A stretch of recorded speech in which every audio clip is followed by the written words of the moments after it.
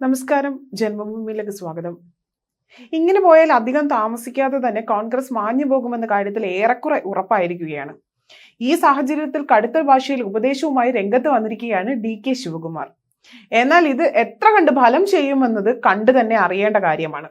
കർണാടകയിലെ ലോക്സഭാ തെരഞ്ഞെടുപ്പ് ഫലം കോൺഗ്രസിനുള്ള മുന്നറിയിപ്പാണ് എന്നും പൊതുതിരഞ്ഞെടുപ്പ് ഫലങ്ങൾ കൃത്യമായി അവലോകനം ചെയ്യണമെന്നും തിരുത്തൽ നടത്തുന്നതിന് വേണ്ടിയുള്ള അപായ സൂചനയാണ് ഇപ്പോൾ വന്നിരിക്കുന്നതെന്നും DK ശിവകുമാർ പറയുന്നു.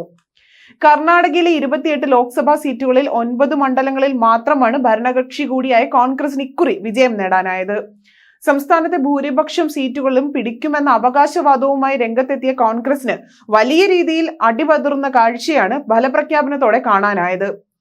എന്നാൽ തിരുത്തൽ നടപടികൾ വേണമെന്നും ഈ രീതിയിൽ മുന്നോട്ട് പോകാനാകില്ല എന്നുമാണ് ശിവകുമാർ വ്യക്തമാക്കിയത്.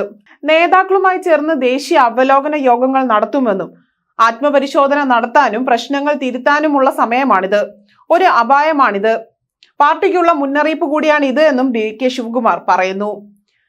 പാർട്ടിക്കേറ്റ പരാജയത്തിന്റെ അടിസ്ഥാനത്തിൽ സംസ്ഥാനത്തെ എല്ലാ നിയോജക മണ്ഡലങ്ങളിലും അവലോകന യോഗങ്ങൾ ചേരുമെന്നും പരാജയത്തിന്റെ കാരണങ്ങൾ അവലോകനം ചെയ്യുമെന്നും ശിവകുമാർ കൂട്ടിച്ചേർത്തു.